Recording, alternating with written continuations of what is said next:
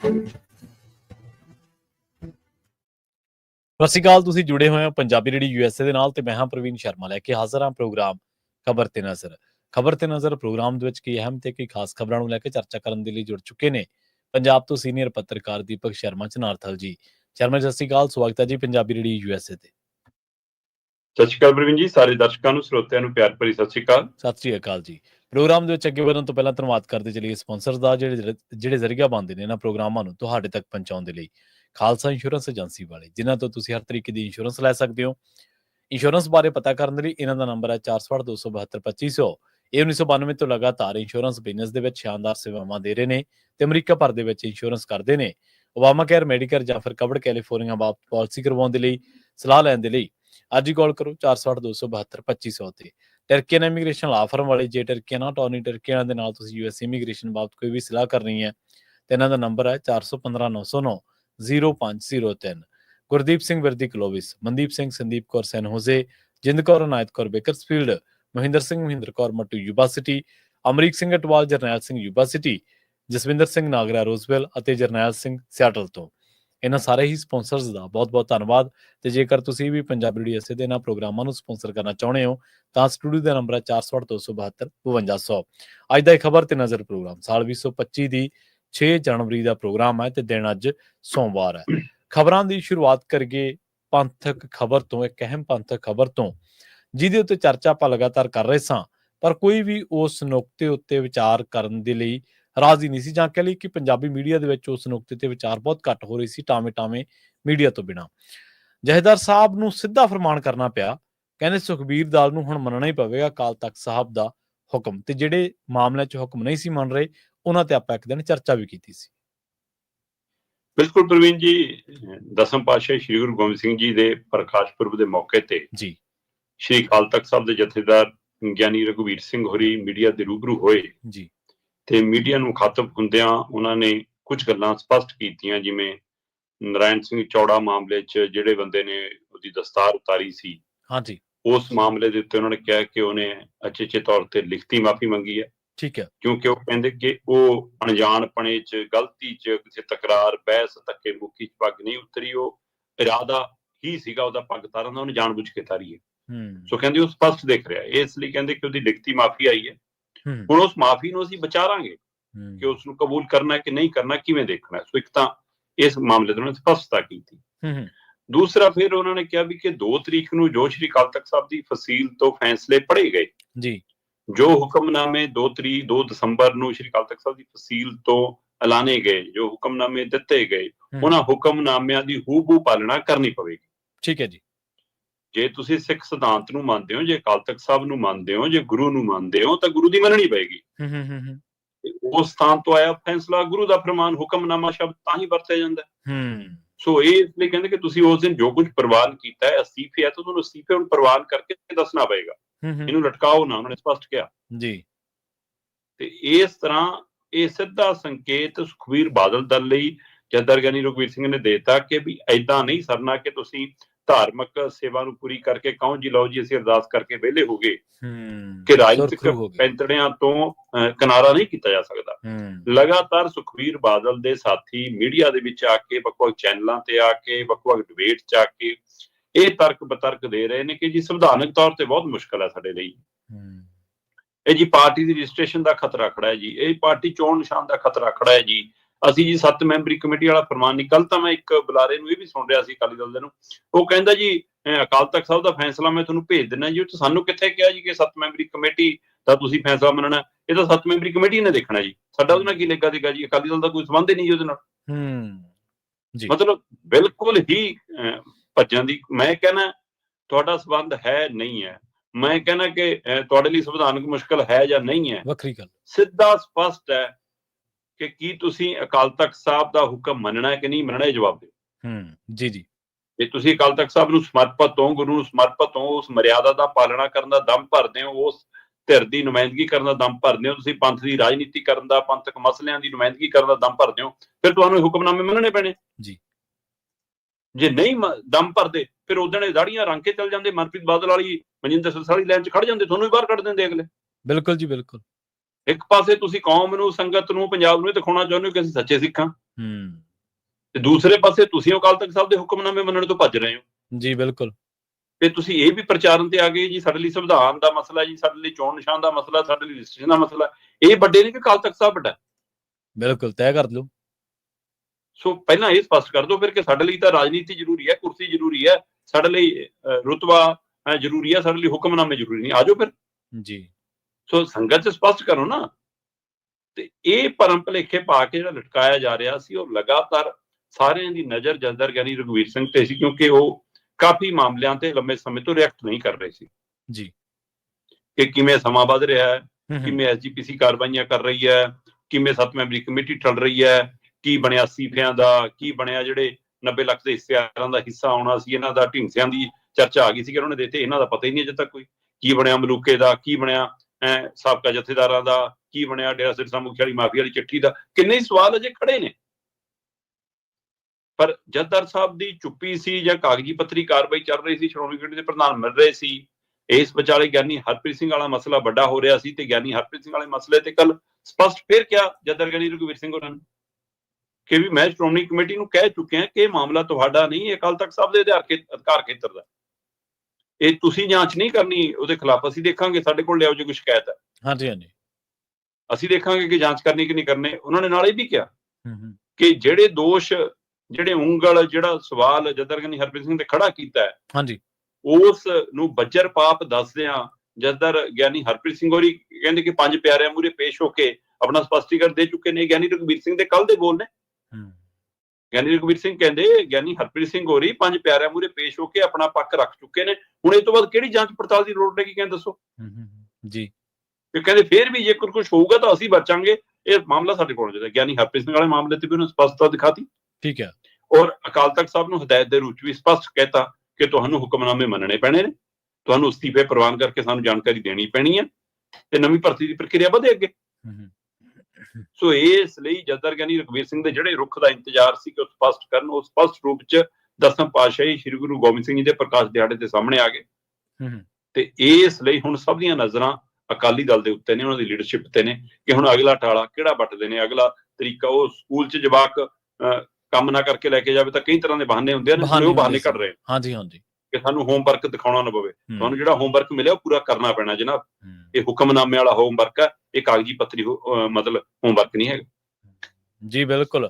ਉਹ ਤਾਂ ਫਿਰ ਜੇ ਸਕੂਲ ਨੇੜੇ ਹੁੰਦਾ ਸੀ, ਮਾਸਟਰ ਕਹਿੰਦੇ ਸੀ, ਜੇ ਕਹਿ ਦੇਈਦਾ ਸੀ ਕਿ ਘਰੇ ਭੁੱਲ ਗਏ, ਕਾਪੀ ਘਰੇ ਰਹਿ ਗਈ, ਹਾਂਜੀ ਕਾਪੀ ਘਰੇ ਰਹਿ ਗਈ, ਤੇ ਮਾਸਟਰ ਕਹਿੰਦੇ ਸੀ ਪੁੱਤ ਜੇ ਕੰਮ ਕੀਤਾ ਹੁੰਦਾ ਤੇ ਘਰੇ ਨਹੀਂ ਸੀ ਰਹਿੰਦੀ, ਮੱਲੋ ਮੱਲੀ ਬਸਤੇ ਚ ਪੈਂਦੀ ਹੈ, ਤੇ ਜੇ ਰਹਿ ਗਈ ਤਾਂ ਹੁਣ ਚੱਕ ਕੇ ਲੈ, ਭੱਜ ਕੇ ਜਾ, ਚੱਕ ਸਾਈਕਲ ਤੇ ਲਿਆ, ਚੱਕ ਕੇ ਦਿਖਾ। ਆਪਾਂ ਪਹਿਲੇ ਜਦੋਂ ਇਹਨਾਂ ਨੇ ਅਰਦਾਸ ਕੀਤੀ ਹੈ ਸ਼ਰਮਾ ਜੀ, ਉਸ ਦਿਨ ਹੀ ਆਪਾਂ ਕਹਿੰਦਾ ਸੀਗਾ ਕਿ ਅਰਦਾਸ ਕਿਹੜੀ ਗੱਲ ਦੀ ਕੀਤੀ ਹੈ, ਨਾ ਕੋਈ ਉਹ ਢਾਂਚਾ ਭੰਗ ਕੀਤਾ, ਨਾ ਕੋਈ ਉਧਰ ਨੂੰ ਤੁਰੇ, ਨਾ ਕੋਈ ਅਸਤੀਫਿਆਂ ਦਾ ਕੋਈ ਪਤਾ ਲੱਗਿਆ, ਨਾ ਕੋਈ ਕਮੇਟੀ ਬਣਾਉਣ ਦੀ ਗੱਲ ਆਈ ਹੈ। ਅਰਦਾਸ ਕਿਹੜੀ ਗੱਲ ਦੀ ਕਰਤੀ ਆਪਾਂ ਉਸ ਦਿਨ ਵੀ ਚਰਚਾ ਕੀਤੀ ਸੀਗੀ। ਸੁਖਬੀਰ ਬਾਦਲ ਇੱਕ ਹੋਰ ਮਾਮਲੇ ਤੇ ਸਫਾਈ ਦੇ ਰਹੇ ਨੇ ਸ਼ਰਮਾ ਜੀ, ਉਹ ਕਹਿ ਰਹੇ ਨੇ ਕਿ ਜਦੋਂ ਗੋਲੀ ਕਾਂਡ ਵਾਪਰਿਆ, ਬਹਿਬਲ ਕਲਾਂ ਦਾ ਗੋਲੀ ਕਾਂਡ, ਤਾਂ ਮੈਂ ਇੱਥੇ ਹੈ ਹੀ ਨਹੀਂ ਸੀਗਾ। ਪ੍ਰਵੀਨ ਜੀ, ਸੁਖਬੀਰ ਸਿੰਘ ਬਾਦਲ ਕੀ ਆਪਣੇ ਦਿਮਾਗ ਨਾਲ ਚੱਲ ਰਹੇ ਨੇ, ਕਿ ਕਈ ਦਿਮਾਗ ਉਹਨਾਂ ਨੂੰ ਚਲਾ ਰਹੇ ਨੇ ਜੀ, ਕਿ ਉਹ ਕਿਸੇ ਟਰੈਪ ਚ ਨੇ ਜੀ, ਕਿ ਉਹ ਆਪਣੀ ਸੋਚ ਨੂੰ ਲਾਂਭੇ ਰੱਖ ਕੇ ਸਿਰਫ ਬਿਜ਼ਨਸ ਦੀ ਰਾਜਨੀਤੀ ਤੇ ਆਧਾਰਿਤ ਕੰਮ ਕਰ ਰਹੇ ਨੇ, ਕਿ ਉਹ ਕਿਸੇ ਦਿੱਲੀ ਦੀ ਧਿਰ ਦਾ ਟੂਲ ਬਣ ਚੁੱਕੇ ਨੇ। ਕਿੰਨੇ ਸਵਾਲ ਵੱਡੇ ਹੁੰਦੇ ਜਾ ਰਹੇ ਨੇ ਜੀ, ਕਿ ਤੁਸੀਂ ਇਹ ਛੋਟੀਆਂ ਛੋਟੀਆਂ ਚਤਰਾਈਆਂ ਕਰਕੇ ਮੁੜ ਕੇ ਉੱਥੇ ਲਿਆ ਕੇ ਆਪਣੇ ਆਪ ਨੂੰ ਖੜਾ ਕਰ ਲਿਆ ਜਿੱਥੇ ਤੁਸੀਂ ਉਸ ਦਿਨ ਖੜੇ ਸੀ ਜਦੋਂ ਤੁਸੀਂ ਅਜੇ ਅਕਾਲ ਤਖਤ ਸਾਹਿਬ ਤੇ ਪੇਸ਼ ਨਹੀਂ ਹੋਏ ਸੀ। ਤੁਸੀਂ ਧਿਆਨ ਮਾਰੋ, ਸੁਖਬੀਰ ਸਿੰਘ ਬਾਦਲ ਨੇ ਚਿੱਠੀ ਦਿੱਤੀ ਅਕਾਲ ਤਖਤ ਸਾਹਿਬ ਤੇ ਕਿ ਜੀ ਆਹ ਮੇਰਾ ਸਪਸ਼ਟੀਕਰਨ ਹੈ। ਪਹਿਲੇ ਦਿਨ ਹੀ ਜਿੱਦਾਂ ਹੀ ਸ਼ਿਕਾਇਤ ਆਈ, ਅਗਲੇ ਦਿਨ ਹੀ ਤੁਰੰਤ ਪਹੁੰਚੇ ਕਿ ਆਹ ਮੇਰਾ ਸਪਸ਼ਟੀਕਰਨ ਹੈ ਜੀ, ਤੇ ਮੈਂ ਹਾਜ਼ਰ ਹੋਣ ਲਈ ਤਿਆਰ ਹਾਂ, ਜੋ ਅਕਾਲ ਤਖਤ ਸਾਹਿਬ ਹੁਕਮ ਲਾਵੇ ਮੈਂ ਪੇਸ਼ ਹੋ ਕੇ ਭੁਗਤਣ ਲਈ ਤਿਆਰ ਹਾਂ। ਤੇ ਉਹਨਾਂ ਨੇ ਬੁਲਾਇਆ ਤੇ ਤਨਖਾਹੀਆ ਕਰਾਰ ਦਿੱਤਾ ਜੀ। ਤਨਖਾਹੀਆ ਕਰਾਰ ਦੇਣ ਤੋਂ ਬਾਅਦ ਜਦੋਂ ਸਮਾਂ ਲਟਕਣ ਲੱਗਾ ਤਾਂ ਕੁਝ ਤਰ੍ਹਾਂ ਜਥੇਦਾਰ ਸਾਹਿਬ ਨੂੰ ਸਵਾਲ ਕਰਨ ਲੱਗੀਆਂ, ਕੁਝ ਤਰ੍ਹਾਂ ਕਹਿੰਦੀਆਂ ਜੇ ਜਾਂਚ ਹੋ ਰਹੀ ਹੈ ਜੀ, ਅਜੇ ਤੈਅ ਨਹੀਂ ਹੋ ਰਿਹਾ ਜੀ ਕਿਵੇਂ ਕਰਨਾ, ਕਦੋਂ ਕਰਨਾ। ਇਸ ਵਿਚਾਲੇ ਸੁਖਬੀਰ ਬਾਦਲ ਦੀ ਚਿੱਠੀ ਗਈ ਅਕਾਲ ਤਖਤ ਸਾਹਿਬ ਨੂੰ ਕਿ ਜੀ ਮੈਨੂੰ ਤਨਖਾਹੀਆ ਕਰਾਰ ਦਿੱਤਾ ਹੋਇਆ ਤੁਸੀਂ, ਤੇ ਪਰ ਮੈਨੂੰ ਤਨਖਾਹ ਲਾ ਨਹੀਂ ਰਹੇ, ਮੇਰਾ ਮਾਮਲਾ ਲਟਕਾ ਰਹੇ ਹੋ, ਜਦੋਂ ਕਿ ਇਹ ਸਾਰਾ ਕੁਝ ਸਾਡੇ ਖਿਲਾਫ ਕੂੜ ਪ੍ਰਚਾਰ ਹੈ ਨਾ, ਸਾਨੂੰ ਬਦਨਾਮ ਕੀਤਾ ਜਾ ਰਿਹਾ। ਪਹਿਲੇ ਦਿਨ ਤੁਸੀਂ ਕਹਿ ਰਹੇ ਹੋ ਸਾਨੂੰ ਸਾਰਾ ਕੁਝ ਪ੍ਰਵਾਨ ਹੈ, ਹਾਂਜੀ, ਦੂਸਰੀ ਚਿੱਠੀ ਤੁਸੀਂ ਕਹਿ ਰਹੇ ਹੋ ਜੀ ਸਾਡੇ ਖਿਲਾਫ ਕੂੜ ਪ੍ਰਚਾਰ ਹੈ, ਸਾਨੂੰ ਬਦਨਾਮ ਕੀਤਾ ਜਾ ਰਿਹਾ। ਜਦੋਂ ਤੁਸੀਂ ਉਸ ਦਿਨੇ ਮੁੱਕਰ ਗਏ, ਫਿਰ ਉਸ ਤੋਂ ਬਾਅਦ ਵੀ ਜਦੋਂ ਗੱਲ ਤਣ ਪੱਤਰ ਨਹੀਂ ਲੱਗੀ, ਫਿਰ ਤੁਹਾਡੀ ਤੀਜੀ ਚਿੱਠੀ 2-4 ਲਾਈਨਾਂ ਦੀ ਗਈ ਕਿ ਜੀ ਮੈਂ ਗੁਰੂ ਦੀ ਹਾਜ਼ਰੀ 'ਚ ਪੇਸ਼ ਹੋ ਕੇ ਗੁਨਾਹ ਕਬੂਲਣ ਲਈ ਤਿਆਰ ਹਾਂ ਤੇ ਮੈਨੂੰ ਤਨਖਾਹ ਲਈ ਜਾਵੇ। ਉਹ ਤੋਂ ਬਾਅਦ ਤੁਹਾਨੂੰ ਤਲਬ ਕਰ ਲਿਆ ਜੀ, ਸਾਰੇ ਖੜਾ ਲਏ। ਤੁਸੀਂ ਉਦੋਂ ਝੋਲੀ ਅੱਡ ਕੇ ਕਿਹਾ ਕਿ ਮੈਂ ਸਾਰੇ ਗੁਨਾਹ ਆਪਣੀ ਝੋਲੀ ਪਾਉਣਾ। ਤੁਸੀਂ ਹਾਂਜੀ ਹਾਂਜੀ ਕਿਹਾ, ਤੁਹਾਨੂੰ ਜੋ ਜੋ ਪੁੱਛਿਆ ਗਿਆ ਤੁਸੀਂ ਸਾਰਿਆਂ ਤੇ ਦਮ ਭਰਿਆ ਤੇ ਉਸ ਤੋਂ ਬਾਅਦ ਉਹਨਾਂ ਦੀ ਪਾਲਣਾ ਕਰਨੀ ਸੀ। ਪਾਲਣਾ ਦੇ ਮਾਮਲੇ 'ਚ ਤੁਹਾਡਾ ਪਲਸਤਰ ਚੜ ਗਿਆ, ਤੁਹਾਡਾ ਪੈਰ ਟੁੱਟ ਗਿਆ, ਤੁਹਾਨੂੰ ਬਾਥਰੂਮਾਂ ਦੀ ਸੇਵਾ ਤੋਂ ਮੁਕਤੀ ਮਿਲ ਗਈ ਹੈ ਨਾ, ਤੁਹਾਨੂੰ ਬਰਸ਼ਾ ਫੜ ਕੇ ਬੈਠਣ ਲਈ ਵੀਲ ਚੇਅਰ ਤੇ ਮੌਕਾ ਮਿਲ ਗਿਆ ਤੇ ਉਹ ਤੋਂ ਬਾਅਦ ਜਿੱਦਾਂ ਹੀ ਧਾਰਮਿਕ ਸੇਵਾ ਖਤਮ ਹੋਈ ਤੁਹਾਡਾ ਪਲਸਤਰ ਵੀ ਖੁੱਲ ਗਿਆ। ਕਮਾਲ ਦਾ ਤਾਲਮੇਲ ਸੀਗਾ। ਤੇ ਇਹ ਸਾਰੀ ਪ੍ਰਕਿਰਿਆ ਨੇ ਸਵਾਲ ਖੜੇ ਕੀਤੇ ਕਿ ਫਿਰ ਜੇ ਇਦਾਂ ਹੀ ਸੀਗਾ ਫਿਰ ਕਹਿ ਦਿੰਦੇ ਕਿ ਬਾਕੀ ਸੇਵਾ ਭਾਈ ਮੈਂ ਪਲਸਤਰ ਖੁੱਲਣ ਤੋਂ ਬਾਅਦ ਨਿਭਾਊਂਗਾ। ਜੀ ਜੀ, ਚਲੋ ਇਹ ਸਭ ਤੋਂ ਬਾਅਦ ਤੁਸੀਂ ਬਾਰ-ਬਾਰ ਇਸ ਗੱਲ ਤੇ ਆ ਗਏ ਜੀ ਕਿ ਠੀਕ ਹੈ ਜੀ ਅਸੀਂ ਅਕਾਲ ਤਖਤ ਸਾਹਿਬ ਦਾ ਹੁਕਮ ਮੰਨਾਂਗੇ, ਧਾਰਮਿਕ ਤੋਂ ਬਾਅਦ ਹੁਣ ਵਰਕਿੰਗ ਕਮੇਟੀ ਦੀ ਬੈਠਕ ਹੋ ਜੂਗੀ ਜੀ, ਹੁਣ ਪੰਦਰਵਾੜਾ ਆ ਗਿਆ ਜੀ ਉਹ ਤੋਂ ਬਾਅਦ ਹੋ ਜੂਗੀ ਜੀ, ਪਹਿਲਾਂ ਸੇਵਾ ਨਿਭਾ ਰਹੇ ਸੀ ਇਸ ਲਈ ਨਹੀਂ ਹੋਈ, ਹੁਣ ਸ਼ਹੀਦੀ ਪੰਦਰਵਾੜਾ ਆ ਗਿਆ ਜੀ ਇਹ ਤੋਂ ਬਾਅਦ ਕਰਾਂਗੇ, ਹੁਣ ਨਵੇਂ ਸਾਲ ਚੜ੍ਹਦੇ ਹੀ ਕਰਾਂਗੇ ਜੀ, ਹੁਣ ਨਵਾਂ ਸਾਲ ਵੀ ਚੜ੍ਹ ਗਿਆ ਤੇ ਵਿਚਾਲੇ ਹੀ ਜੀ ਰੌਲਾ ਪੈਣ ਲੱਗ ਪਿਆ। ਪਹਿਲਾਂ ਗਿਆਨੀ ਹਰਪ੍ਰੀਤ ਸਿੰਘ ਦੇ ਅਸਤੀਫਿਆਂ ਦਾ ਮਸਲਾ, ਫਿਰ ਧਾਮੀ ਦੇ ਅਸਤੀਫਿਆਂ ਦਾ ਮਸਲਾ ਤੇ ਹੁਣ ਪ੍ਰਵੀਨ ਜੀ ਬਲਵਿੰਦਰ ਸਿੰਘ ਭੁੰਦੜ ਦੇ ਅਸਤੀਫਿਆਂ ਦਾ ਮਸਲਾ ਵੀ ਆ ਗਿਆ। ਠੀਕ ਹੈ ਜੀ। ਬਲਵਿੰਦਰ ਸਿੰਘ ਭੁੰਦੜ ਵੀ ਇਸ ਕਦਰ ਔਖੇ ਨੇ, ਉਹ ਕਹਿੰਦੇ ਬਾਬਾ ਮੇਤੋਂ ਛਡਾਓ ਵਾਲਾ, ਕਿਉਂਕਿ ਇੱਥੇ ਵੀ ਹੁਣ ਸੁਖਬੀਰ ਬਾਦਲ ਨਾਲ ਜਿਹੜੀ ਤੁਰ ਰਹੀ ਆ, ਇੱਕ ਤਾਂ ਸੁਧਾਰ ਲਹਿਰ ਵਾਲੇ ਸੀ ਜਿਹੜੇ ਅੱਡ ਅੱਡ ਹੋ ਗਏ ਉਹਨਾਂ ਨੂੰ ਤਾਂ ਵਾਪਸ ਲੈਣਾ ਵੀ ਨਹੀਂ ਚਾਹੁੰਦੇ, ਉਹ ਤਾਂ ਭੰਗ ਕਰ ਚੁੱਕੇ ਨੇ ਆਪਣਾ ਸਾਰਾ ਕੁਝ। ਹਾਂਜੀ ਹਾਂਜੀ, ਠੀਕ ਹੈ ਨਾ, ਤੇ ਨਵੀਂ ਮੈਂਬਰਸ਼ਿਪ ਸ਼ੁਰੂ ਨਹੀਂ ਹੋ ਰਹੀ ਤੇ ਉਹ ਮੈਂਬਰਸ਼ਿਪ ਘਟਾਉਣ ਕਿੱਥੋਂ। ਤੇ ਇੱਧਰ ਜਿਹੜੇ ਸੁਖਬੀਰ ਬਾਦਲ ਨਾਲ ਇਹ ਵੀ ਦੋ ਤਰ੍ਹਾਂ ਚ ਵੰਡੇ ਨੇ। ਬਲਵਿੰਦਰ ਸਿੰਘ ਭੁੰਦੜ ਤੇ ਕੁਝ ਉਹਨਾਂ ਦੇ ਨਾਲ ਦੇ ਲੀਡਰ ਕਹਿੰਦੇ ਨੇ ਕਿ ਅਕਾਲ ਤਖਤ ਸਾਹਿਬ ਦਾ ਹੁਕਮ ਹੂਬਹੂ ਮੰਨੋ। ਦਲਜੀਤ ਚੀਮਾ, ਮਹੇਸ਼ਿੰਦਰ ਗਰੇਵਾਲ ਤੇ ਉਹਨਾਂ ਦੀ ਧਿਰ ਕਹਿੰਦੀ ਹੈ ਕਿ ਨਾ ਬਚੋ ਕੁਝ ਨੁਕਤਿਆਂ ਤੋਂ ਜੀ। ਸੋ ਇਹ ਵੀ ਦੋ ਧੜੇ ਨੇ। ਸੋ ਇਹਨਾਂ ਦੇ ਵਿਚਾਲੇ ਹੁਣ ਪਤਾ ਲੱਗ ਰਿਹਾ ਬਲਵਿੰਦਰ ਸਿੰਘ ਭੁੰਦੜ ਵੀ ਉਕਤਾ ਚੁੱਕੇ ਨੇ। ਉਹ ਕਹਿੰਦੇ ਕਿ ਵੀ ਮੇਰੀ ਸਰੀਰਕ ਸਮਰੱਥਾ ਨਹੀਂ, ਮੇਰਾ ਨਹੀਂ, ਮੇਰਾ ਉਹ ਨਹੀਂ, ਮੇਰੇ ਤੋਂ ਵੀ ਮੈਨੂੰ ਛੁੱਟੀ ਕਰੋ ਜੀ, ਮੈਨੂੰ ਲਾਂਭੇ ਕਰੋ ਜੀ, ਆਪਣਾ ਚਲਾ ਲਓ ਜੀ, ਤੋਹਰ ਚਲਾਉਣਾ ਉਹ ਵੀ ਨਹੀਂ ਹੁਣ ਇਸ ਅਹੁਦੇ ਤੇ ਰਹਿਣਾ ਚਾਹੁੰਦੇ। ਤੇ ਇਹ ਸਭ ਦੇ ਦਰਮਿਆਨ ਸ਼੍ਰੀ ਮੁਕਤਸਰ ਸਾਹਿਬ ਵਿਖੇ ਮਾਘੀ ਮੇਲੇ ਦੇ ਉੱਤੇ ਅਕਾਲੀ ਦਲ ਨੇ ਕਾਨਫਰੰਸ ਦਾ ਤੈਅ ਕਰ ਲਿਆ।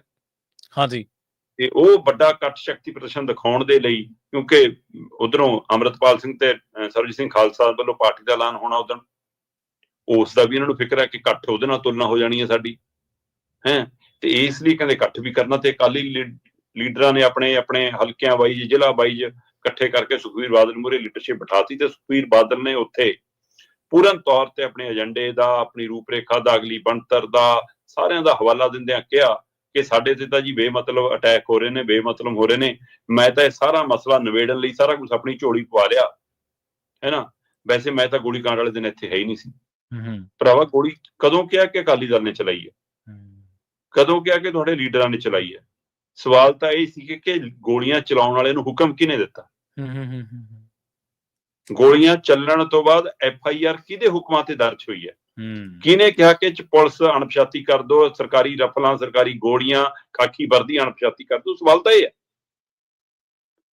ਸੋ ਸਰਕਾਰ ਨੇ ਆਪ ਧਰਤੀ ਤੇ ਆ ਕੇ ਥੋੜਾ ਕਿੱਲਾਂ ਗੱਡੀਆਂ, ਜੇ ਹੁਣ ਕਿਸਾਨ ਅੰਦੋਲਨ ਚੱਲਦਾ, ਮੋਦੀ ਨੇ ਆ ਕੇ ਥੋੜਾ ਬੈਰੀਕੇਡ ਲਾਏ ਨੇ, ਕਹਿੰਦਾ ਮੋਦੀ ਕਹੂਗਾ ਮੈਂ ਥੋੜਾ ਬੈਰੀਕੇਡ ਲਾ ਕੇ ਆਇਆ ਜੀ। ਸੋ ਇਸ ਲਈ ਇਹ ਹੁਣ ਸੁਖਬੀਰ ਬਾਦਲ ਆਪਣੇ ਵਰਕਰਾਂ 'ਚ ਸੁਨੇਹਾ ਦੇ ਕੇ ਇਹ ਕਹਿਣਾ ਚਾਹੁੰਦਾ ਹੈ ਕਿ ਮੈਂ ਤਾਂ ਸਿਰਫ ਅਕਾਲ ਤਖਤ ਦੇ ਰੁਤਬੇ ਦੇ ਹਵਾਲੇ ਨਾਲ ਜੀ ਬਸ ਹਾਂਜੀ ਹਾਂਜੀ ਕਰਿਆ ਆ, ਵੈਸੇ ਮੈਂ ਕੋਈ ਗੁਨਾਹਗਾਰ ਨਹੀਂ। ਇਹ ਉਹਨਾਂ ਦੀ ਦੂਜੀ ਚਿੱਠੀ 'ਚ ਵੀ ਉਹੀ ਪ੍ਰਤੀਕ ਦੇ ਰਹੇ ਸੀਗੇ ਤੇ ਹੁਣ ਆਪਣੇ ਵਰਕਰਾਂ ਜਾ ਕੇ ਵੀ ਇਹੀ ਗੱਲ ਕਹਿ ਰਹੇ ਨੇ। ਸੋ ਇਹਦਾ ਮਤਲਬ ਤੁਸੀਂ ਬਾਰ-ਬਾਰ ਅਕਾਲ ਤਖਤ ਸਾਹਿਬ ਕਨੀ ਪਿੱਠ ਕਰ ਰਹੇ ਹੋ ਜੀ, ਔਰ ਇਹ ਅਕਾਲੀ ਦਲ ਦੀ ਮਰਿਆਦਾ ਅਨੁਸਾਰ ਤਾਂ ਬਿਲਕੁਲ ਨਹੀਂ ਸ਼ੋਭਦਾ। ਸੋ ਇਹ ਉਸ ਸਥਾਨ ਦਾ ਨਹੀਂ ਹੈ। ਸੋ ਸੁਖਬੀਰ ਬਾਦਲ ਆਪਣੇ ਆਪ ਨੂੰ ਇਸ ਧਾਰਮਿਕ ਸੇਵਾ ਪੂਰੀ ਕਰਨ ਤੋਂ ਬਾਅਦ ਰਾਜਨੀਤਿਕ ਸੇਵਾ ਤੋਂ ਬਚਣ ਦੇ ਹਵਾਲੇ ਨਾਲ ਆਪਣੇ ਆਪ ਨੂੰ ਆਪ ਹੀ ਆਪਣੇ ਵਰਕਰਾਂ ਸਾਹਮਣੇ ਬੇਗੁਨਾਹ ਸਾਬਤ ਕਰ ਰਹੇ ਨੇ। ਅਸੀਂ ਨਹੀਂ ਕਹਿੰਦੇ ਕਿ ਉਹਨੇ ਗੁਨਾਹ ਕੀਤਾ, ਅਸੀਂ ਨਹੀਂ ਕਹਿੰਦੇ ਕਿ ਉਹ ਬੇਗੁਨਾਹ, ਇਹ ਤਾਂ ਗੁਰੂ ਦੀ ਕਚਹਿਰੀ 'ਚ ਖੜ ਕੇ ਉਹਦਾ ਕਬੂਲਨਾਮਾ ਬਹੁਤ ਸਵਾਲ ਜਿਹੜੇ ਸੀਗੇ ਉਹਨਾਂ ਦਾ ਜਵਾਬ ਦੇ ਗਿਆ। ਸੋ ਇਹ ਤੋਂ ਉੱਪਰ ਹੋਰ ਕੁਛ ਨਹੀਂ ਗਾ। ਪਰ ਸੁਖਬੀਰ ਬਾਦਲ ਆਪ ਹੁਣੇ ਗੱਲ ਕਹਿਣ ਲੱਗ ਪਏ ਕਿ ਨਹੀਂ ਜੀ ਇਹ ਤਾਂ ਕੂੜ ਪ੍ਰਚਾਰ ਹੈ ਤੇ ਸਾਨੂੰ ਫਸਾਇਆ ਜਾ ਰਿਹਾ। ਪਰ ਕੀ ਸੁਖਬੀਰ ਬਾਦਲ ਇਸ ਪਹਿਲੂਆਂ ਤੇ ਬਚ ਕੇ ਮੁੜ ਕੇ ਵੋਟਾਂ ਦੀ ਰਾਜਨੀਤੀ 'ਚ ਵੀ ਪ੍ਰਵਾਨ ਚੜਨਗੇ ਕਿ ਨਹੀਂ ਚੜਨਗੇ, ਕੁਐਸਚਨ ਮਾਰਕ ਵੱਡਾ ਹੋ ਗਿਆ। ਤੁਸੀਂ ਤਾਂ ਇੱਕ ਹੋਰ ਧਿਰ ਦੇ ਲਈ ਗਰਾਊਂਡ ਤਿਆਰ ਕਰ ਰਹੇ ਹੋ, ਜਿਨ੍ਹਾਂ ਨੂੰ ਹੁਣ ਤੱਕ ਕਹਿੰਦੇ ਆ ਕਿ ਇਹ ਕਾਂਗਰਸ ਜਿਹੜੀ ਹੈ ਖੂਨੀ ਜਮਾਤ ਆ ਸਿੱਖਾਂ ਦੀ। ਕੱਲ ਨੂੰ ਤਾਂ ਫਿਰ ਉਹ ਵੀ ਕਹਿ ਦੇਣਗੇ ਜੀ ਜੇ ਸੁਖਬੀਰ ਨੇ ਨਹੀਂ ਐ ਕੀਤਾ ਤੇ ਫਿਰ ਅਸੀਂ ਕਿਹੜਾ ਆਪ ਕੀਤਾ, ਅਸੀਂ ਕਿਹੜਾ ਨਹੀਂ। ਉਹਨਾਂ ਦਾ ਤਾਂ ਪਤਾ ਨਹੀਂ ਕਿ ਉਹਨਾਂ ਲਈ ਤਿਆਰ ਕਰ ਰਹੇ ਨੇ ਕਿ ਨਹੀਂ ਤਿਆਰ ਕਰ ਰਹੇ, ਪਰ ਬੀਜੇਪੀ ਲਈ ਖਾਸੇ ਰਾਹ ਖੋਲ ਰਹੇ। ਹਾਂਜੀ ਹਾਂਜੀ ਹਾਂਜੀ, ਬਿਲਕੁਲ ਸਹੀ ਹੈ, ਬਿਲਕੁਲ ਸਹੀ ਹੈ। ਅਗਲੀ ਗੱਲ ਕਰੀਏ ਕਿਸਾਨੀ ਦੀ ਸ਼ਰਮਾ ਜੀ, ਕਿਸਾਨੀ ਦੇ ਮਾਮਲੇ ਦੇ ਵਿੱਚ ਸੁਪਰੀਮ ਕੋਰਟ ਦੇ ਵਿੱਚ ਸੁਣਵਾਈ ਸੀਗੀ, ਉਹ ਟਲ ਗਈ ਆ। ਡੱਲੇਵਾਲ ਸਾਹਿਬ ਦਾ ਮਰਨ ਵਰਤ 43ਵੇਂ ਦਿਨ ਵੀ ਜਾਰੀ ਰਿਹਾ ਜੀ, ਤੇ ਕਮੇਟੀ ਜਿਹੜੀ ਸੁਪਰੀਮ ਕੋਰਟ ਦੀ ਬਣਾਈ ਸੀ, ਸਾਲਸੀ ਕਮੇਟੀ ਕਹਿ ਲਓ, ਜਾਂ ਜਿਹੜੀ ਮਸਲੇ ਦੇ ਹੱਲ ਵੱਲ ਨੂੰ ਲਿਜਾਣ ਵਾਲੀ ਸੀ, ਉਹ ਬੇਵੱਸ ਨਜ਼ਰ ਆ ਰਹੀ ਹੈ ਜੀ। ਬਿਲਕੁਲ ਜੀ, 43 ਦਿਨਾਂ ਦਾ ਮਰਨ ਵਰਤ ਜੀ, ਤੇ ਸੁਪਰੀਮ ਕੋਰਟ ਦੇ ਵਿੱਚ ਹੁਣ ਪੰਜਾਬ ਸਰਕਾਰ ਕਪਲ ਸਿੱਬਲ ਨੂੰ ਆਪਣਾ ਵਕੀਲ ਬਣਾ ਕੇ ਲਿਆਈ ਆ। ਠੀਕ ਹੈ। ਹਿਸਾਬ ਲਾ ਲਓ ਕਿੰਨੀਆਂ ਫੀਸਾਂ ਦਿੰਦੇ ਹੁਣ ਇਹ ਵਕੀਲਾਂ ਨੂੰ, ਇੱਥੋਂ ਅੰਦਾਜ਼ਾ ਲਾ ਲਓ ਜਿਹੜਾ ਇੱਕ ਲਾਈਨ ਬੋਲਣ ਦੇ ਲੱਖਾਂ ਰੁਪਈਆ ਲੈਂਦੇ ਨੇ। ਸੋ ਕਪਲ ਸਿੱਬਲ ਵਕੀਲ ਬਣ ਕੇ ਜਦੋਂ ਖੜੇ ਸੁਪਰੀਮ ਕੋਰਟ ਦੇ ਵਿੱਚ ਪੰਜਾਬ ਸਰਕਾਰ ਵੱਲੋਂ, ਤਾਂ ਉਹਨਾਂ ਨੇ ਕਿਹਾ ਜੀ ਤਿਆਰ ਹੈ ਜੀ, ਕਿਸਾਨ ਤਾਂ ਡੱਲੇਵਾਲ ਸਾਹਿਬ ਤਿਆਰ ਨੇ ਜੀ ਸੁਪਰੀਮ ਕੋਰਟ ਦੀ ਕਮੇਟੀ ਨਾਲ ਗੱਲ ਕਰਨ, ਸਾਡੀ ਗੱਲ ਹੋ ਗਈ ਜੀ, ਉਹ ਗੱਲ ਕਰਨਗੇ। ਤੇ ਜੀ ਸੁਪਰੀਮ ਕੋਰਟ ਦੀ ਕਮੇਟੀ ਉਸੇ ਦਿਨੇ ਡੱਲੇਵਾਲ ਸਾਹਿਬ ਕੋਲ ਪਹੁੰਚ ਗਈ। ਇੱਧਰ ਸੁਣਵਾਈ ਇਸ ਬਾਰੇ ਨਾਲ ਕਿ ਕਮੇਟੀ ਗੱਲ ਕਰਕੇ ਮਸਲਾ ਹੱਲ ਕਰੂਗੀ ਜੀ, 10 ਤਰੀਕ ਤੱਕ ਟਾਲਤੀ। ਸੋ ਅਗਲੀ ਸੁਣਵਾਈ ਤਾਂ 10 ਤਰੀਕ ਤੇ ਚਲੀ ਗਈ ਕਿ ਠੀਕ ਹੈ ਜੀ, ਗੱਲ ਕਰਨ ਤੋਂ ਬਾਅਦ ਦੱਸੋ। ਤੇ ਕਮੇਟੀ ਜਦ ਡੱਲੇਵਾਲ ਸਾਹਿਬ ਕੋਲ ਪਹੁੰਚ ਗਈ ਤੇ ਕਮੇਟੀ ਨੇ ਗੱਲਬਾਤ ਕੀਤੀ, ਤੇ ਗੱਲਬਾਤ ਦੇ ਵਿੱਚ ਕਹਿੰਦੇ ਜੀ ਉਹੀ ਬੇਨਤੀ ਸੀ ਜਿਹੜੀ ਪੁਲਿਸ ਅਫਸਰ ਕਰਕੇ ਆਉਂਦੇ ਨੇ ਜੀ, ਉਹੀ ਬੇਨਤੀ ਸੀ ਜਿਹੜੀ ਸਰਕਾਰ ਦੇ ਨੁਮਾਇੰਦੇ ਕਰਕੇ ਆਉਂਦੇ ਨੇ ਜੀ, ਤੁਸੀਂ ਮਰਨ ਵਰਤ ਤੋੜ ਦੋ, ਹੈ ਨਾ, ਤੇ ਇਹ ਤੁਹਾਡੀ ਸਿਹਤ ਲਈ ਠੀਕ ਨਹੀਂਗਾ ਜੀ। ਬਾਕੀ ਜੀ ਕਹਿੰਦੇ ਕੇਂਦਰ ਨਾਲ ਗੱਲ ਕਰਨ ਦਾ ਸਾਨੂੰ ਕੋਈ ਅਧਿਕਾਰ ਨਹੀਂਗਾ ਜੀ, ਕੇਂਦਰ ਨਾਲ ਤੁਹਾਡੀ ਮੀਟਿੰਗ ਕਰਾਉਣ ਦਾ ਸਾਨੂੰ ਕੋਈ ਅਧਿਕਾਰ ਨਹੀਂਗਾ ਜੀ, ਤੁਹਾਡੇ ਕੋਲ ਅਧਿਕਾਰ ਹੀ ਨਹੀਂਗਾ, ਫਿਰ ਕਰਨ ਕੀ ਆਏ ਹੋ ਬਾਈ? ਮਰਨ ਵਰਤ ਦੀ ਅਪੀਲ ਕਿਉਂ ਕਰ ਰਹੇ ਹੋ ਤੋੜਨ ਦੀ? ਠੀਕ ਹੈ ਨਾ, ਮਤਲਬ ਸੁਪਰੀਮ ਕੋਰਟ ਬਾਰ-ਬਾਰ ਪੰਜਾਬ ਸਰਕਾਰ ਨੂੰ, ਆਪਣੀ ਬਣਾਈ ਕਮੇਟੀ ਨੂੰ ਜਿਹੜੀਆਂ ਹਦਾਇਤਾਂ ਕਰਦੀ ਹੈ, ਇਹੀ ਹਦਾਇਤਾਂ ਕੇਂਦਰ ਸਰਕਾਰ ਨੂੰ ਕਿਉਂ ਨਹੀਂ ਕਰਦੀ? ਸਹੀ, ਸਿੱਧਾ ਰੂਪ ਚ ਕੇਂਦਰ ਸਰਕਾਰ ਨੂੰ ਕਿਉਂ ਨਹੀਂ ਕਿਹਾ ਜਾ ਸਕਦਾ ਕਿ ਭਾਈ ਕਾਨੂੰਨ ਤੁਸੀਂ ਬਣਾਉਂਦੇ ਹੋ, ਫੈਸਲੇ ਤੁਸੀਂ ਕਰਦੇ ਹੋ, ਅਧਿਕਾਰ ਤੁਹਾਡੇ ਕੋਲ MSP ਦੇਣ ਦਾ, ਨਾ ਦੇਣ ਦਾ, ਤੁਸੀਂ ਜਾ ਕੇ ਕਿਸਾਨਾਂ ਨਾਲ ਸਿੱਧੀ ਗੱਲ ਕਰੋ। ਤੇ ਸੁਪਰੀਮ ਕੋਰਟ ਦੀ ਕਮੇਟੀ ਕਹਿੰਦੀ ਅਸੀਂ ਤਾਂ ਜੀ ਰਿਪੋਰਟ ਦੇ ਸਕਦੇ ਹਾਂ, ਤੁਹਾਡੀ ਰਿਪੋਰਟ ਦੇ ਦਿਆਂਗੇ, ਜੋ ਤੁਸੀਂ ਕਹਿਣਾ ਚਾਹੁੰਦੇ ਹੋ ਸਾਨੂੰ ਦੱਸ ਦਿਓ, ਜਿਹੜਾ ਮਸਲਾ ਉਹ ਦੱਸ ਦਿਓ। ਤੇ ਡੱਲੇਵਾਲ ਕਹਿੰਦੇ ਜੀ ਮੇਰੇ ਲਈ ਜੀਵਨ ਤੋਂ ਵੱਡਾ ਕਿਸਾਨੀ ਮਸਲਾ ਹੈ, ਇਸ ਲਈ ਮੈਂ ਤਾਂ ਨਹੀਂ ਮਰਨ ਵਰਤ ਤੋੜਦਾ। ਤੇ ਕਮੇਟੀ ਆਪਣਾ 15-20 ਮਿੰਟ ਬੈਠ ਕੇ ਬਾਕੀ ਰੂਟੀਨ ਚ ਜਿਵੇਂ ਲੋਕ ਮਿਲਣ ਆਉਂਦੇ ਨੇ ਉਵੇਂ ਮਿਲ ਕੇ ਵਾਪਸ ਆ ਗਏ। ਸੋ ਜੇ ਉਹਨਾਂ ਕੋਲ ਕੇਂਦਰ ਨਾਲ ਵਾਰਤਾ ਕਰਾਉਣ ਦਾ, ਗੱਲਬਾਤ ਕਰਾਉਣ ਦਾ, ਮੀਟਿੰਗ ਕਰਾਉਣ ਦਾ, ਬਿਠਾਉਣ ਦਾ, ਆਮੋ ਸਾਹਮਣਾ ਕਰਾਉਣ ਦਾ ਕੋਈ ਤਾਕਤ ਨਹੀਂ ਹੈਗੀ, ਕੋਈ ਸ਼ਕਤੀ ਨਹੀਂ ਹੈਗੀ, ਕੋਈ ਉਹਨਾਂ ਕੋਲ ਪਾਵਰ ਨਹੀਂ ਹੈਗੀ, ਫਿਰ ਇਸ ਕਮੇਟੀ ਦੇ ਉੱਥੇ ਜਾ ਕੇ ਵੀ ਕੀ ਮਸਲਾ ਹੱਲ ਹੋਣਾ ਸੀ? ਸੋ ਪੰਜਾਬ ਸਰਕਾਰ ਤਾਂ ਇਸ ਮਸਲੇ ਨੂੰ ਨੇੜੇ ਲਾਉਣ 'ਚ ਫੇਲ ਹੋਈ ਹੈ। ਮੈਨੂੰ ਪਤਾ ਲੱਗਿਆ ਕਿ ਕੇਂਦਰ ਨਾਲ ਇਹਨਾਂ ਨੇ ਪਹੁੰਚ ਅਪਰੋਚ ਕੀਤੀ ਸੀ, ਖੇਤੀਬਾੜੀ ਮੰਤਰੀਆਂ ਤੱਕ ਪਹੁੰਚ ਅਪਰੋਚ ਕੀਤੀ ਸੀ, ਉਹਨਾਂ ਨੇ ਇਹਨਾਂ ਨੂੰ ਕੋਰਾ ਇਨਕਾਰ ਕਰਤਾ ਕਿ ਤੁਸੀਂ ਆਪੇ ਨਜਿੱਠੋ, ਸਾਡਾ ਕੋਈ ਤਾਲਮੇਲ ਨਹੀਂ ਹੁਣ। ਸੋ ਕਿਸ ਕਦਰ ਦਬਾਅ ਦੀ ਰਾਜਨੀਤੀ ਪੰਜਾਬ ਸਰਕਾਰ ਬਣਾਉਣ 'ਚ ਫੇਲ ਹੋ ਰਹੀ ਆ, ਕਿਸ ਕਦਰ ਸੁਪਰੀਮ ਕੋਰਟ ਇੱਕ ਪਾਸੇ ਨੂੰ ਹੀ ਹੁਕਮ ਦੇ ਰਹੀ ਹੈ, ਉਧਰ ਵਾਲਿਆਂ ਨੂੰ ਕਿਉਂ ਨਹੀਂ ਸਵਾਲ ਕਰ ਰਹੀ, ਕਿਸ ਕਦਰ ਕਿਸਾਨੀ ਏਕਤਾ ਨਾ ਹੋਣ ਕਾਰਨ ਇਹ ਮਸਲਾ ਓਡਾ ਪੱਧਰ ਤੇ ਨਹੀਂ ਬਣ ਪਾ ਰਿਹਾ। MSP ਵਾਲਾ ਮਸਲਾ ਪੂਰੇ ਦੇਸ਼ ਦੀ ਮੰਗ ਹੈ, ਮਰਨ ਵਰਤ ਤੇ ਪੰਜਾਬ ਬੈਠਾ ਹੈ, ਇਹੀ ਕਿਉਂ ਹੈ? ਬਾਕੀ ਸੂਬੇ ਕਿਉਂ ਨਹੀਂ ਅਜੇ ਤੱਕ ਉੱਠ ਰਹੇ 43 ਦਿਨਾਂ ਚ? ਉਹ ਕਿਉਂ ਨਹੀਂ, ਉਹਨਾਂ ਦੇ ਲੀਡਰ ਕਿਉਂ ਨਹੀਂ ਬੋਲ ਰਹੇ, ਉਹਨਾਂ ਦੇ ਕਿਸਾਨ ਆਗੂ ਕਿਉਂ ਨਹੀਂ ਬੋਲ ਰਹੇ, ਉੱਥੇ ਦੇ ਕਿਸਾਨਾਂ ਨੂੰ ਕੀ MSP ਨਹੀਂ ਚਾਹੀਦੀ? ਇਹ ਕਿੰਨੇ ਹੀ ਸਵਾਲ ਵੱਡੇ ਹੁੰਦੇ ਜਾ ਰਹੇ ਨੇ। ਜਿਵੇਂ ਆਪਾਂ ਅਕਾਲੀ ਦਲ ਬਾਰੇ ਸਵਾਲ ਕਰ ਰਹੇ ਹਾਂ ਨਾ, ਉਸੇ ਤਰ੍ਹਾਂ ਇਸ ਅੰਦੋਲਨ ਬਾਰੇ ਵੀ ਇਹ ਸਵਾਲ ਵੱਡਾ ਹੁੰਦਾ ਜਾ ਰਿਹਾ ਕਿ ਲੜਾਈ ਆਪਾਂ ਚਾਹੇ ਦੇਸ਼ ਦੀ ਲੜ ਰਹੇ ਹਾਂ, ਚਾਹੇ ਕਿਸਾਨੀ ਦੀ ਲੜ ਰਹੇ ਹਾਂ, ਚਾਹੇ ਪੰਜਾਬ ਪੱਧਰ ਤੇ ਕਿਸਾਨਾਂ ਦੇ ਮਸਲਿਆਂ ਤੇ ਲੜ ਰਹੇ ਹਾਂ, ਕਿਤੇ ਨਾ ਕਿਤੇ ਇਹ ਨਾ ਹੋਵੇ ਕਿ ਕੱਲ ਨੂੰ ਇਹਦਾ ਉਲਟਾ ਫਾਇਦਾ BJP ਨੂੰ ਹੋ ਜਾਵੇ। ਇਹ ਸਵਾਲ ਵੱਡਾ ਹੁੰਦਾ ਜਾ ਰਿਹਾ। ਬਿਲਕੁਲ ਸਹੀ ਹੈ ਜੀ। ਤੇ ਪੰਜਾਬ ਦੇ ਵਿੱਚ ਸ਼ਰਮਾ ਜੀ 3000 ਬੱਸਾਂ ਨੇ ਚੱਕਾ ਜਾਮ ਕਰਨਾ ਤੇ ਸਰਕਾਰ ਨੂੰ ਉਧਰ ਤਰੇਲੀਆਂ ਆਈਆਂ ਪਈਆਂ ਜੀ। ਪ੍ਰਵੀਨ ਜੀ, ਕੱਲ ਸ਼੍ਰੀ ਗੁਰੂ ਗੋਬਿੰਦ ਸਿੰਘ ਜੀ ਦੇ ਪ੍ਰਕਾਸ਼ ਦਿਹਾੜੇ ਮੌਕੇ ਸਰਕਾਰੀ ਛੁੱਟੀ ਸੀ ਜੀ, ਤੇ ਉਸ ਦਿਨ ਪੰਜਾਬ ਦੇ ਵਿੱਚ ਪੰਜਾਬ ਰੋਡਵੇਜ਼, ਪਨ ਬੱਸ, PRTC ਦੀਆਂ ਬੱਸਾਂ ਨੇ ਚੱਕਾ ਜਾਮ ਕੀਤਾ। ਲਗਭਗ ਸਫਲ ਚੱਕਾ ਜਾਮ ਰਿਹਾ ਤੇ ਸਰਕਾਰੀ ਛੁੱਟੀ ਹੋਣ ਕਰਕੇ ਠੀਕ ਹੈ ਕਿ ਥੋੜੀ ਉਵੇਂ ਆਮਦ ਘੱਟ ਹੁੰਦੀ ਆ, ਪਰ ਫਿਰ ਵੀ ਜਿਹੜੇ ਅਦਾਰੇ ਚ ਜਾਣਾ ਆਉਣਾ, ਕੁਛ ਕਿਸੇ ਨੇ ਗੁਰੂ ਘਰ ਜਾਣਾ, ਕਿਤੇ ਜਾਣਾ, ਉਹ ਬੱਸ ਅੱਡਿਆਂ ਤੇ ਖਾਸੀਆਂ ਮੁਸ਼ਕਲਾਂ ਦੇਖਣ ਨੂੰ ਮਿਲੀਆਂ। ਪਹਿਲਾਂ ਸਰਕਾਰ ਨੇ ਕੁਝ ਬਦਲਵੇਂ ਪ੍ਰਬੰਧ, ਕੁਝ ਆਪਣੀ ਜ਼ੋਰ ਜ਼ਬਰਦਸਤੀ ਨਾਲ ਕੁਝ ਬੱਸਾਂ ਇੱਧਰ ਉੱਧਰ ਚਲਵਾਈਆਂ, ਪ੍ਰਾਈਵੇਟ ਚਲਾ ਲਓ, ਆਹ ਚਲਾ ਲਓ, ਕਾਫੀ ਕੁਛ ਕੀਤਾ। ਤੇ ਪਰ ਅੱਜ ਮੁਸ਼ਕਲਾਂ ਇਸ ਲਈ ਹੋਰ ਵਧਣੀਆਂ, ਤਰੇਲੀਆਂ ਆਉਣ ਦਾ ਕਾਰਨ ਇਹ ਹੈ ਕਿ ਇਹ ਅਗਲੇ 3 ਦਿਨ ਹੋਰ ਉਹਨਾਂ ਨੇ ਐਲਾਨ ਕੀਤਾ ਕਿ ਇਸੇ ਤਰ੍ਹਾਂ ਚੱਕਾ ਜਾਮ ਰਹੂਗਾ ਤੇ ਅੱਜ ਅਸੀਂ ਮੁੱਖ ਮੰਤਰੀ ਭਗਵੰਤ ਮਾਨ ਦੀ ਕੋਠੀ ਦਾ ਘਿਰਾਓ ਕਰਾਂਗੇ। ਸੋ ਬੇਸ਼ੱਕ ਉਹਨਾਂ ਨੂੰ ਚੰਡੀਗੜ੍ਹ ਤਾਂ ਵੜਨ ਨਾ ਦੇਵੇ, ਹੈ ਨਾ, ਪਰ ਬੱਸਾਂ ਜੇਕਰ ਪੰਜਾਬ 'ਚ ਨਹੀਂ ਚੱਲਦੀਆਂ ਤਾਂ ਮੁਸ਼ਕਲਾਂ, ਕਿਉਂਕਿ ਅੱਜ ਤਾਂ ਪੂਰਾ ਵਰਕਿੰਗ ਡੇ ਹੈ। ਹਾਂਜੀ, ਬਿਲਕੁਲ। ਉਸ ਹਵਾਲੇ ਨਾਲ ਅੱਡਿਆਂ ਤੇ, ਬੱਸ ਅੱਡਿਆਂ ਤੇ ਭੀੜ ਤੇ ਫਿਰ ਲੁੱਟ ਦਾ ਕਾਰਨ ਵੀ ਬਣਦਾ। ਕਾਰਾਂ, ਟੈਕਸੀਆਂ, ਟੈਂਪੂਆਂ ਵਾਲੇ ਫਿਰ ਜਿਵੇਂ ਲੁੱਟ ਮਚਾਉਂਦੇ ਨੇ, ਮਾਤਰ ਦਾ ਨੁਕਸਾਨ ਹੁੰਦਾ। ਤੇ ਪਰ ਸਵਾਲ ਇਹ ਹੈ ਕਿ ਜੇਕਰ PRTC, ਪੰਜਾਬ ਰੋਡਵੇਜ਼ ਵਰਗੀਆਂ ਬੱਸਾਂ ਦਾ ਡਿਪੂਆਂ ਦਾ ਭੱਠਾ ਬੈਠ ਰਿਹਾ, ਉਹਦੇ ਵਿੱਚ ਇਹ ਵੀ ਇੱਕ ਕਾਰਨ ਗਣਾਇਆ ਜਾ ਰਿਹਾ ਕਿ ਜੀ ਜਿਹੜਾ ਮੁਫਤ ਸਫ਼ਰ ਹੈ ਜੀ, ਉਹ ਇੱਕ ਕਾਰਨ ਹੈ। ਇਕੱਲਾ ਉਹੀ ਕਾਰਨ ਨਹੀਂ ਗਾ ਪ੍ਰਵੀਨ ਜੀ, ਉਹ ਇੱਕ ਕਾਰਨ ਹੋ ਸਕਦਾ, ਉਹੀ ਕਾਰਨ ਨਹੀਂ ਹੋ ਸਕਦਾ, ਕਿਉਂਕਿ ਪੰਜਾਬ ਦੇ ਵਿੱਚ ਪੰਜਾਬ ਰੋਡਵੇਜ਼ ਨੂੰ ਜਾਂ ਸਰਕਾਰੀ ਬੱਸ ਸਰਵਿਸ ਨੂੰ ਖਤਮ ਕਰਨ ਦੇ ਵਿੱਚ ਬਹੁ ਗਿਣਤੀ ਲੀਡਰਸ਼ਿਪ ਦਾ ਹੱਥ ਹੈ। ਔਰ ਉਹ ਲੀਡਰਸ਼ਿਪ ਜਿਹੜੀ ਸੱਤਾ 'ਚ ਰਹੀ ਜਾਂ ਵਿਰੋਧੀ ਧਿਰ 'ਚ ਰਹੀ, ਤੇ ਅੱਜ ਵੀ ਚਾਹੇ ਸੱਤਾ ਵਾਲੇ ਨੇ ਚਾਹੇ ਵਿਰੋਧੀ ਧਿਰ ਵਾਲੇ ਨੇ, ਝਾਤ ਮਾਰ ਕੇ ਦੇਖਿਓ ਪ੍ਰਾਈਵੇਟ ਟਰਾਂਸਪੋਰਟ ਸਾਰੀਆਂ ਉਹਨਾਂ ਦੀਆਂ ਨੇ, ਤੇ ਟਾਈਮਿੰਗ ਇਸ ਹਿਸਾਬ ਦੀ ਸੈੱਟ ਹੁੰਦੀ ਹੈ ਕਿ ਉਹਨਾਂ ਲਈ ਅੱਡਿਆਂ ਦੇ ਉੱਤੇ 8-8 ਮਿੰਟ ਦਾ 10-10 ਮਿੰਟ ਦਾ ਕਾਊਂਟਰ ਤੇ ਟਾਈਮ ਹੁੰਦਾ, ਸਰਕਾਰੀ ਬੱਸ ਦਾ 1.5 ਮਿੰਟ 2 ਮਿੰਟ ਦਾ ਟਾਈਮ ਹੁੰਦਾ। ਹਾਂਜੀ, ਹੈ ਨਾ। ਤੇ ਉਹ ਕਿਵੇਂ ਕੈਂਸਲ ਕਰਾਉਣਾ ਜੀ? ਮੌਕੇ ਤੇ ਬੱਸ ਖਰਾਬ ਹੋ ਗਈ ਜੀ, ਮੌਕੇ ਤੇ ਬੱਸ ਪੈਂਚਰ ਹੋ ਗਈ ਜੀ, ਤੇ ਫਿਰ ਪ੍ਰਾਈਵੇਟ ਉਹਦੇ ਵੀ 2-2.5 ਮਿੰਟ ਲੈ ਕੇ 10 ਮਿੰਟ ਲਾ ਕੇ ਕਾਊਂਟਰ ਤੋਂ ਬੱਸਾਂ ਭਰ ਕੇ ਲੈ ਕੇ ਜਾਂਦੀ ਹੈ। ਸੋ ਇਸ ਲਈ ਪ੍ਰਾਈਵੇਟ ਕਰਨ ਨੂੰ ਬੜਾਵਾ ਦੇਣ ਦੇ ਵਿੱਚ ਤੇ ਉਹ ਬੱਸਾਂ ਨੂੰ ਕਾਮਯਾਬ ਕਰਨ ਦੇ ਵਿੱਚ, ਇਹਨਾਂ ਨੂੰ ਮਾਰਨ ਦੇ ਵਿੱਚ ਉਹਨਾਂ ਦਾ ਵੀ ਯੋਗਦਾਨ। ਤੇ ਹੁਣ ਜਿਹੜੇ ਪੰਜਾਬ ਰੋਡਵੇਜ਼, PRTC ਔਰ ਪਨ ਬੱਸ ਦੇ ਕਾਮੇ ਨੇ, ਖਾਸ ਕਰ ਜਿਹੜੇ ਕੱਚੇ ਮੁਲਾਜ਼ਮ ਨੇ, ਉਹਨਾਂ ਨੇ ਇਹ ਕਿਹਾ ਵੀ ਕਿ ਹਰ ਸੂਬੇ ਦੇ ਵਿੱਚ 2 ਸਾਲ ਬਾਅਦ ਕੰਟਰੈਕਟ ਵਾਲਿਆਂ ਨੂੰ ਪੱਕਿਆ ਕੀਤਾ ਜਾ ਰਿਹਾ। ਇੱਥੇ 8-8 10-10 ਸਾਲ ਲੰਘ ਜਾਂਦੇ ਆ, ਵਾਰੀ ਨਹੀਂ ਆਉਂਦੀ। ਸੋ ਇਸ ਲਈ ਉਹ ਹੁਣ ਪੰਜਾਬ ਸਰਕਾਰ ਖਿਲਾਫ ਮੋਰਚਾ ਖੋਲ ਕੇ ਬੈਠੇ ਨੇ। ਹਾਂ, ਕਈਆਂ ਦੇ ਸਵਾਲ ਹੋਣਗੇ ਬਈ ਪਿਛਲੀਆਂ ਸਰਕਾਰਾਂ ਨੇ ਕਿਉਂ ਨਹੀਂ ਪੱਕੇ ਕੀਤੇ? ਮੈਂ ਕਹਿੰਦਾ ਬਿਲਕੁਲ, ਪਰ ਇਹ ਸਰਕਾਰ ਉਹਨਾਂ ਨਾਲ ਵਾਅਦਾ ਕਰਕੇ ਆਈ ਸੀ ਕਿ ਸਾਡੇ ਕੰਨੀ ਆ ਜਾਓ, ਵੋਟਾਂ ਸਾਨੂੰ ਪਾ ਦਿਓ, ਹੈ ਆਉਂਦੇ ਹੀ ਤੁਹਾਨੂੰ ਚੰਡੀਗੜ੍ਹ ਦੀ CM ਦੀ ਹਾਊਸ ਚੋਂ ਚਿੱਠੀਆਂ ਬਾਹਰ ਆ ਜਾਣਗੀਆਂ ਕਿ ਲਓ ਜੀ ਪੱਕੇ ਪੱਕੇ ਪੱਕੇ। ਸੋ ਅੱਜ ਤੱਕ ਉਹ ਚਿੱਠੀ ਨਹੀਂ ਬਾਹਰ ਆਈ। ਸੋ ਇਸ ਲਈ ਇਹ ਵੀ ਕਰਨਾ ਕਿ ਪਹਿਲੀਆਂ ਸਰਕਾਰਾਂ ਵਾਂਗ ਇੱਥੇ ਵੀ ਲਾਰੇ ਹੀ ਮਿਲ ਰਹੇ ਨੇ, ਤੇ ਉਹਦੇ ਕਰਕੇ ਪੰਜਾਬ ਦੇ ਵਿੱਚ ਮਸਲੇ ਹਰ ਯੂਨੀਅਨ 'ਚ ਵੱਧ ਰਹੇ ਨੇ। ਤੇ ਉਹਨਾਂ 'ਚੋਂ ਇੱਕ ਪੰਜਾਬ ਰੋਡਵੇਜ਼, PRTC ਪਨ ਬੱਸ ਦੇ ਮੁਲਾਜ਼ਮ ਵੀ ਨੇ, ਜਿਨ੍ਹਾਂ ਨੇ ਪੂਰਨ ਤੌਰ ਤੇ 3 ਦਿਨਾਂ ਲਈ ਬੱਸਾਂ ਦਾ ਚੱਕਾ ਜਾਮ ਕਰਨ ਦਾ ਫੈਸਲਾ ਲਿਆ। 1 ਦਿਨ ਦਾ ਹੋ ਗਿਆ, ਅਗਲੇ 2 ਦਿਨ ਹੋਰ ਪਏ ਨੇ, ਤੇ ਮੁਸ਼ਕਲਾਂ ਆਮ ਜਨਤਾ ਨੂੰ ਆਉਣੀਆਂ। ਜਦੋਂ ਆਮ ਆਦਮੀ ਪਾਰਟੀ ਵੱਲੋਂ ਆਪਣੇ ਵਾਅਦਿਆਂ ਤੋਂ ਭੱਜਣ ਦਾ ਜਦੋਂ ਸਵਾਲ ਆਉਂਦਾ ਨਾ, ਜਦੋਂ ਗੱਲ ਆਉਂਦੀ ਹੈ, ਤੇ ਮੈਨੂੰ ਕੇਜਰੀਵਾਲ ਦੀ ਉਹ ਫੇਰੀ ਯਾਦ ਆਉਂਦੀ ਹੈ ਪੰਜਾਬ ਦੀ, ਜਦੋਂ ਉਹ ਸਿੰਮੀ ਸ਼ਰਮਾ ਨੂੰ ਮੋਹਾਲੀ ਦੇ ਵਿੱਚ ਵਾਟਰ ਬਾਕਸ ਤੋਂ ਲਾ ਕੇ ਲਿਆਏ ਸੀ, ਤੇ ਕਹਿੰਦੇ ਸੀਗੇ ਕਿ ਹਾਂ ਭੈਣ ਬਣਾਇਆ ਸੀ ਉਹਨਾਂ ਨੇ ਸਿੰਮੀ ਸ਼ਰਮਾ ਨੂੰ, ਤੇ ਕਿਹਾ ਸੀਗਾ ਕਿ ਤੁਹਾਡੇ ਭਰਾ ਦੀ ਸਰਕਾਰ ਆਊਗੀ ਤੇ ਉਸ ਤੋਂ ਬਾਅਦ ਤੁਹਾਨੂੰ ਇਹ ਰੋਲਣਾ ਨਹੀਂ ਪਊਗਾ। ਉਸੇ ਕੇਜਰੀਵਾਲ ਨੇ ਜਦੋਂ ਅੰਮ੍ਰਿਤਸਰ ਉਦਘਾਟਨ ਕਰਨਾ ਸੀ ਸਕੂਲ ਦਾ, ਤੇ ਸਿੰਮੀ ਸ਼ਰਮਾ ਹੋਰਾਂ ਦੇ 1 ਦਿਨ ਪਹਿਲਾਂ ਹੀ ਘਰੇ ਪੁਲਿਸ ਚਲੇ ਗਈ ਤੇ ਉਹਨਾਂ ਨੂੰ ਨਜ਼ਰਬੰਦ ਕਰਤਾ। ਇਹੋ ਜਿਹੇ ਭਰਾਵਾਂ ਦੀ ਸਰਕਾਰ ਆਈ ਹੈ। ਤੇ ਅੱਜ ਜਿਨ੍ਹਾਂ ਨੂੰ ਤੁਸੀਂ ਕਹਿਣੇ ਸੀਗੇ ਕਿ ਅਸੀਂ ਜੁਆਇਨਿੰਗ ਲੈਟਰ ਦੇਵਾਂਗੇ ਹੱਥਾਂ ਦੇ ਵਿੱਚ, ਉਹਨਾਂ ਦੇ ਅੱਜ ਕੱਲ੍ਹ ਹੱਥਾਂ ਦੇ ਉੱਤੇ ਸੋਟੀਆਂ ਵਰਦੀਆਂ, ਪਿੰਡੇ ਤੇ ਸੋਟੀਆਂ ਵਰਦੀਆਂ ਉਹਨਾਂ ਦੇ, ਭਾਵੇਂ ਕਿਤੇ ਵੀ ਜਾ ਕੇ ਧਰਨਾ ਲਾਉਣ। ਇੱਕ ਹੋਰ ਚੀਨੀ ਵਾਇਰਸ ਦੀ ਖਾਸੀ ਚਰਚਾ ਭਾਰਤ ਦੇ ਵਿੱਚ। ਪ੍ਰਵੀਨ ਜੀ, ਇਹ ਨਾ ਲਗਾਤਾਰ ਖਬਰਾਂ ਆ ਰਹੀਆਂ ਨੇ ਕਿ ਕੁਝ ਬੱਚਿਆਂ ਦੇ ਵਿੱਚ ਅਜਿਹਾ ਵਾਇਰਸ ਪਾਇਆ ਜਾ ਰਿਹਾ ਜਿਹੜਾ ਚੀਨ ਦੇ ਵਿੱਚ ਬਹੁਤ ਖਤਰਨਾਕ ਹੈ। ਨਵਾਂ ਵਾਇਰਸ ਆਇਆ, ਕਰੋਨਾ ਵਰਗਾ ਖਤਰਨਾਕ ਹੈ। HMP ਨਾਮ ਦਾ ਇਹ ਵਾਇਰਸ ਦੱਸਿਆ ਜਾ ਰਿਹਾ, ਤੇ HMP ਵਾਇਰਸ ਦੇ ਨਾਮ ਦੇ ਨਾਲ ਮਤਲਬ ਪੁਸ਼ਟੀ ਹੋ ਗਈ ਜੀ ਕਿ ਇਹ 6 ਬੱਚਿਆਂ ਦੇ ਵਿੱਚ ਟੈਸਟ ਕਰਨ ਤੇ ਪਾਇਆ ਗਿਆ। ਔਰ ਉਹ ਬੱਚੇ ਵੀ ਛੋਟੇ ਨੇ, ਕੋਈ 4 ਮਹੀਨੇ ਦਾ, ਕੋਈ 6 ਮਹੀਨੇ ਦਾ, ਕੋਈ 8 ਮਹੀਨੇ ਦਾ। ਇਹਨਾਂ 'ਚ 2 ਬੱਚੇ ਕਰਨਾਟਕਾ ਦੇ ਨੇ, 2 ਬੱਚੇ ਤਾਮਿਲਨਾਡੂ ਦੇ ਨੇ, 1 ਬੱਚਾ ਗੁਜਰਾਤ ਦਾ, ਜਿਨ੍ਹਾਂ ਦੇ ਵਿੱਚ HMP ਵਾਇਰਸ ਦੀ ਪੁਸ਼ਟੀ ਹੋਈ ਹੈ।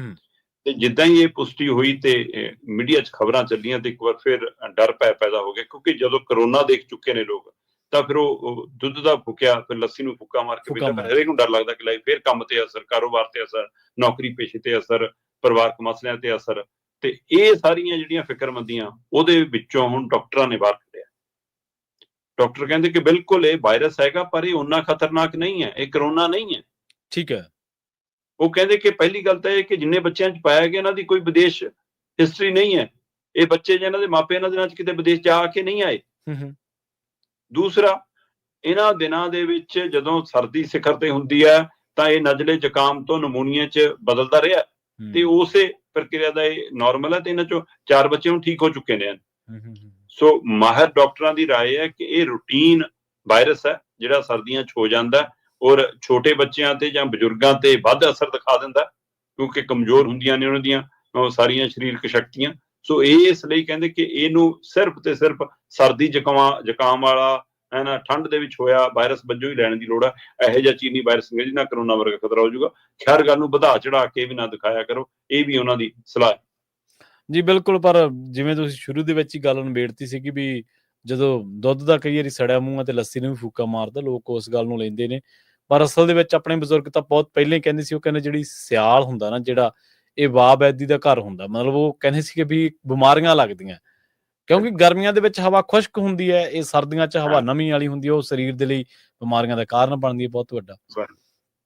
ਖੈਰ, ਪਰ ਫਿਰ ਵੀ ਅੱਜ ਕੱਲ੍ਹ ਚੀਜ਼ਾਂ ਦਾ ਪ੍ਰਚਾਰ ਬਹੁਤ ਚੱਲਦੀ ਹੈ, ਸੋਸ਼ਲ ਮੀਡੀਆ ਤੇ ਚਰਚਾ ਬਹੁਤ ਚੱਲਦੀ ਹੈ, ਫਿਰ ਇਸ ਕਰਕੇ ਆਮ ਬੰਦਾ ਥੋੜਾ ਜਿਹਾ ਤੁਹਾਨੂੰ ਪਤਾ ਹੀ ਹੈ ਸਹਿਮ ਜਾਂਦਾ ਉਹ। ਜੀ ਸ਼ਰਮਾ ਜੀ, ਬਹੁਤ ਧੰਨਵਾਦ ਤੁਹਾਡਾ ਇਹਨਾਂ ਖਾਸ ਖਬਰਾਂ ਤੇ ਖਾਸ ਜਾਣਕਾਰੀਆਂ ਦੇ ਲਈ। ਬਹੁਤ ਸ਼ੁਕਰੀਆ ਪਰਮਜੀਤ, ਸਤਿ ਸ਼੍ਰੀ ਅਕਾਲ। ਬਹੁਤ ਧੰਨਵਾਦ ਜੀ। ਪ੍ਰੋਗਰਾਮ ਖਬਰ ਤੇ ਨਜ਼ਰ ਨੂੰ ਆਪਾਂ ਇੱਥੇ ਹੀ ਸਮਾਪਤ ਕਰਾਂਗੇ। ਤੁਹਾਡਾ ਸਾਰਿਆਂ ਦਾ ਵੀ ਬਹੁਤ ਧੰਨਵਾਦ। ਸਤਿ ਸ਼੍ਰੀ ਅਕਾਲ। ਜੁੜੇ ਰਹੋ ਪੰਜਾਬੀ ਰੇਡੀਓ USA ਦੇ ਨਾਲ।